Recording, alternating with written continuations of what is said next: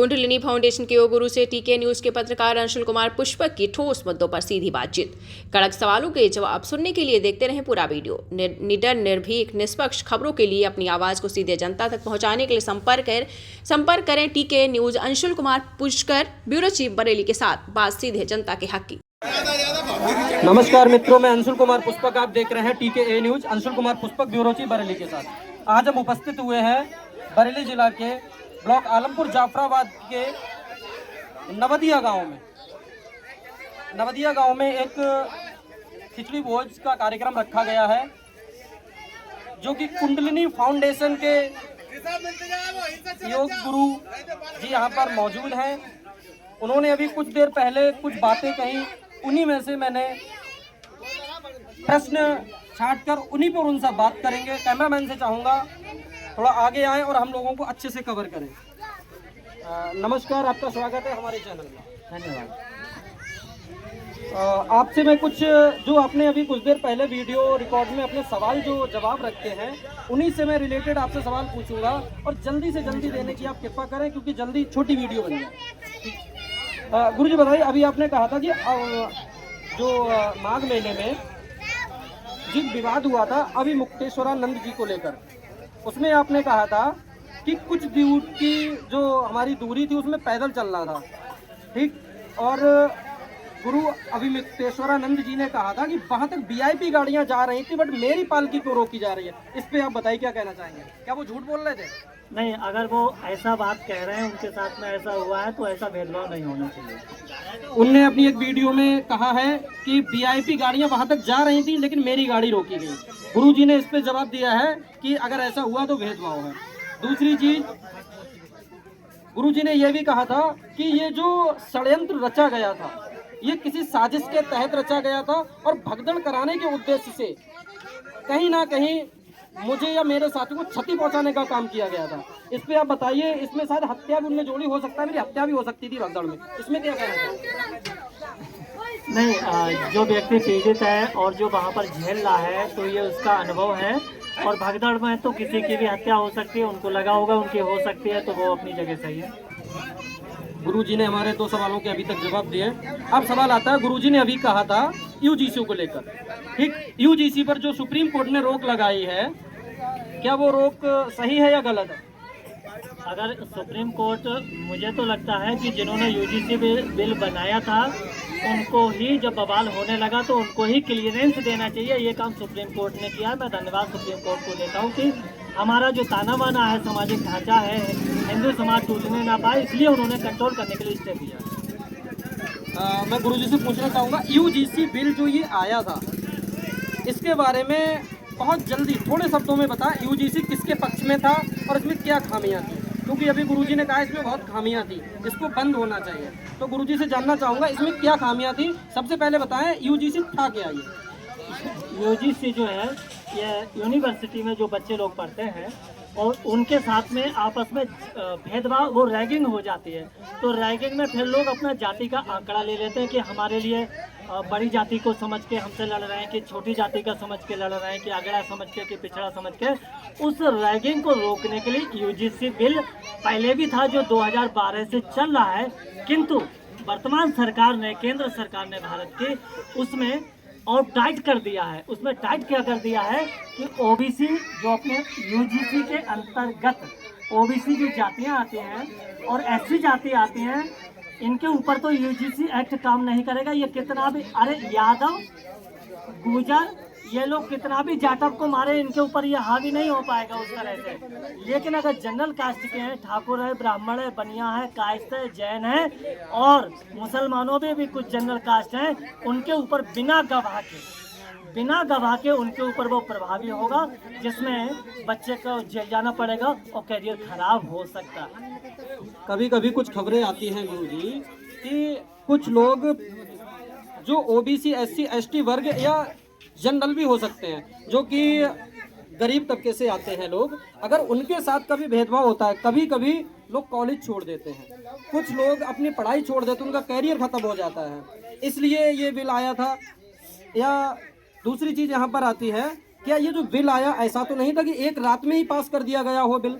इसके बारे में क्या टीम गठित हुई, क्या आयोग बना, इसके बारे में आप कुछ बताएं।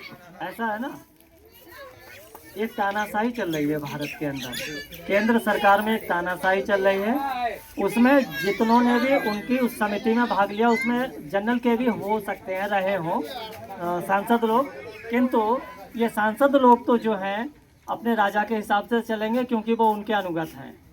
तो जैसा राजा चाहेगा, विद्रोह करने वाले बहुत कम होते हैं, उसके लिए त्यागी आदमी चाहिए, बस इतना ही। अच्छा गुरुजी ये बताइए, यूजीसी जो बिल आया, ये अभी सुप्रीम कोर्ट ने रोक लगाई है, क्या इसको खत्म बंद होना चाहिए, रद्द होना चाहिए, या सुनवाई में चलता है, क्या होना चाहिए बताइए। नहीं, इसको बिल्कुल रद्द नहीं होना चाहिए, इसमें संशोधन की आवश्यकता है।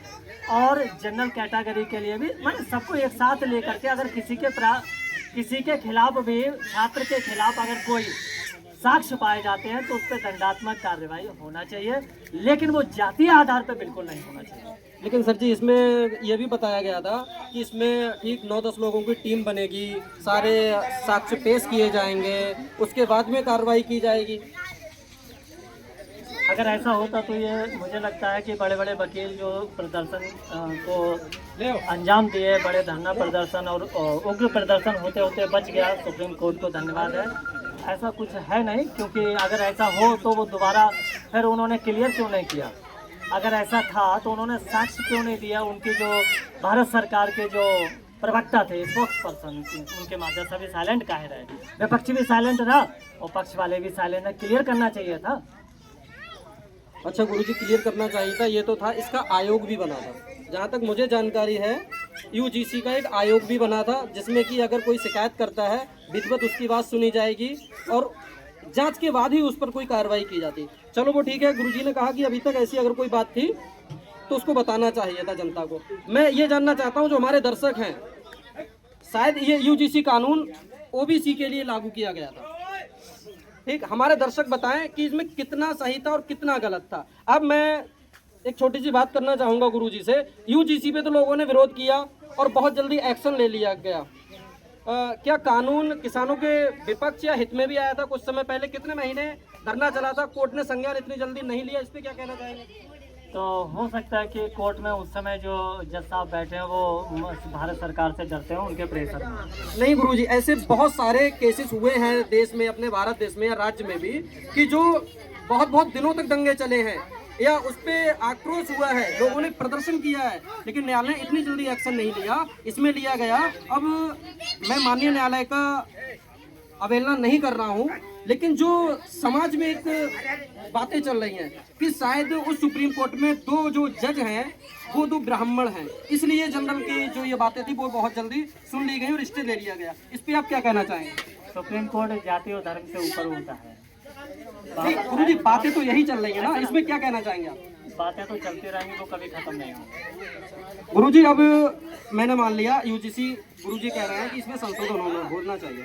गुरुजी से मैं जानना चाहूँगा, कैमरामैन से चाहूँगा पहले तो आगे आके थोड़ा कवर करें, क्योंकि वॉइस दिक्कत करती होगी।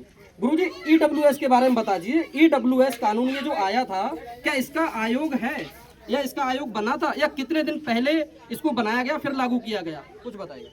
देखिए, EWS जो लागू किया गया, मुझे लगता है भारत सरकार ने ये लागू किया, माने नरेंद्र मोदी सरकार ने। लेकिन ये कब लागू किया?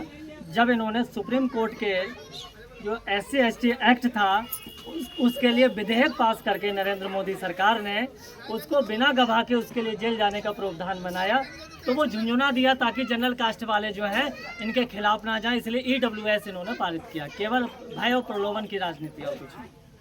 गुरुजी, हमारे दर्शकों को ये बताइए कि EWS क्या है, 2 लाइनों में। नहीं, हमारे लिए उसकी कोई परिभाषा नहीं पता। EWS के बारे में गुरुजी को कुछ नहीं पता है, गुरुजी ने अपने बयानों में कहा है। दूसरी चीज़ मैं गुरुजी से कहना चाहूँगा, कभी जो मेरे साथ हुआ है, मतलब मेरे सामने जो कि मुझे सुनने में मिला है, वो मैं बताता हूँ। भमरा थाना क्षेत्र का ही मामला है। ऐसा क्या आप इसमें किसको दोषी मानते हैं गुरुजी, कि या SC/ST सही या कोई और कानून सही? ये प्रशासन पे कभी कभी दबाव बन जाता है, सही को भी गलत कर देते हैं, गलत को भी सही कर देते हैं। जो वास्तव में SC/ST पीड़ित है उस पे उसका भी केस नहीं लिखा जाता है। इस पे क्या कहना चाहेंगे? किसको दोषी मानते हैं? थोड़ा व्यू इनसे भी ले लीजिए, ये देखिए समाज से हैं। गुरुजी, क्योंकि हमारे पास पहले की जो रिकॉर्डिंग है वो ये सब आपकी है, इसलिए पहले आपसे बात कर रहा हूँ। नहीं, ऐसे लोगों के भी लीजिए ना, तो बोलने के लिए लोग ले लूंगा, पहले आपसे बात करूँ। हाँ, क्या बोले, हमें घटना का पता ही नहीं तो मैं क्या बताऊँ। कभी कभी ऐसा होता है कि जो स्थानीय प्रशासन होता है, स्थानीय लोग होते हैं, माना कुछ SC ST को प्रताड़ित किया गया जनरल समाज के या OBC के द्वारा, फिर वो जब केस करने जाते हैं थाने में और बात वास्तव में घटना सही होती है, लेकिन कभी कभी ऐसा होता है कि प्रशासन पे और शासन द्वारा दबाव बन जाता है, जो कि SC ST की आवाज़ को दबा दिया जाता है। मैं कुछ समय पहले की खबर है, मेरे अखबार में छपी है, मैं उसको दर्शकों को दिखाऊंगा कि कहाँ का मामला है। तो मैं कहना चाहूँगा इसमें क्या होना चाहिए, इसमें आप किसको दोषी मानते हैं? नहीं, देखिए, कभी कभी तो कहीं भी किसी के भी साथ में कोई वारदात हो सकती है बेटा, जो है जिसका प्रेशर ज़्यादा पड़ जाएगा तो फिर जो है वहाँ पर जो है कानून समझौता करता है। गुरुजी, यहीं पे एक चीज़ मैं और कहना चाहूँगा, मैं कुछ बात कहना चाहूँगा गुरुजी, अगर कोई सर्वोच्च पद पर बैठा हुआ है देश में या राज्य में, क्या जनता उसके साथ जूते चप्पल उसके पोस्टरों पे बजा रही है, मार रही है, उसका इतना घोर विरोध कर रहा है, इसमें आप कहाँ तक सही समझते हैं इस प्रदर्शन में? वो जनता की अपने लेवल है, अपनी मानसिकता है। क्योंकि एक वीडियो वायरल हुई है गुरुजी, वो सब देखें, जब कानून वो किसान वाला कानून था तब भी चला था, फिर ये साइन बाग में उसका प्रदर्शन हुआ, फिर ये ड्राइवरों वाला आया, तो भाई जिसके खिलाफ जाएगा वो तो कुछ भी कर सकता है। गुरुजी, अब मैं जानना चाहूँगा, अभी तक आपने वीडियो कॉलोनी में कार्यक्रम किया था खिचड़ी भोज और कंबल वितरण का, एक ग्राम नवदिया में आज चल रहा है, ऐसे आपने कितने कार्यक्रम किए? कोई गिनती नहीं है, तो हमने उसकी लिस्ट नहीं बनाया। नहीं, साल में या महीने में लगभग अनुमान बताइए। नहीं, मुझे कोई पता नहीं। लगभग जब वीडियो कॉलोनी बरली में कार्यक्रम किया उसके बाद कितने कर दिए? ये दूसरा है।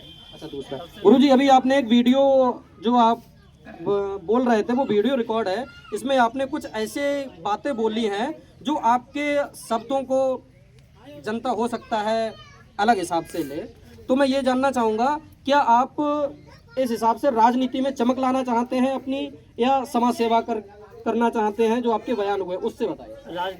राजनीति में जो गंदगी आई है हम उसको फिल्टर करने का काम करेंगे, और हिंदुओं को एक होने के लिए लगातार हम हिंदू समाज का सहयोग करेंगे, वो किसी भी जाति के हों, और साथ में जो उनको मार्गदर्शन भी देंगे, क्योंकि ये गुरु का काम होता है। नेता कोई समाज से अलग नहीं है, गुरु समाज से अलग नहीं है, गुरु का काम शिक्षा देना है। अगर नेता गलत करेगा और हमारे समाज में फूट पड़ेगी, फूट डालो राज करो, है ना, तो हम उसके खिलाफ बोलेंगे। गुरुजी, एक लास्ट प्रश्न है हमारा, जैसे अभी बातें चल रही थी, बहुत लोगों ने वीडियो वायरल की है कि योगी जी को बदनाम करने की कोशिश की जा रही है, कहीं वो प्रधानमंत्री ना बन जाए, और हम जनरल समाज उनका पूरा तरीके से समर्थन करेंगे और उनको कुर्सी पे बैठा लेंगे। तो गुरुजी, यहाँ पे समाज में दूसरा इसका एक तोड़ ये आया है, लोग ये भी कह रहे हैं कि अगर वो जनरल का समर्थन करेंगे जनरल लोग, तो OBC अधिक % SC ST OBC है, ये कह रहे हैं कि हम जनरल को वोट नहीं देंगे, व्यक्ति देख के देंगे, पार्टी देख के नहीं देंगे, हम अपने समाज को वोट देंगे। इसमें क्या कहना चाहिए? ऐसा है ना, ये बहुत छोटी मानसिकता के लोग हैं जो सोचते हैं हम अपनी जाति वाले को देंगे, अपनी पार्टी वाले को देंगे। हम जनरल वाले जाति देख करके नहीं, हम व्यक्ति के कर्म देख करके कहते हैं, क्योंकि उसने माफिया पे नकल कर दी आदित्यनाथ ने, बस इस बात से खुद है।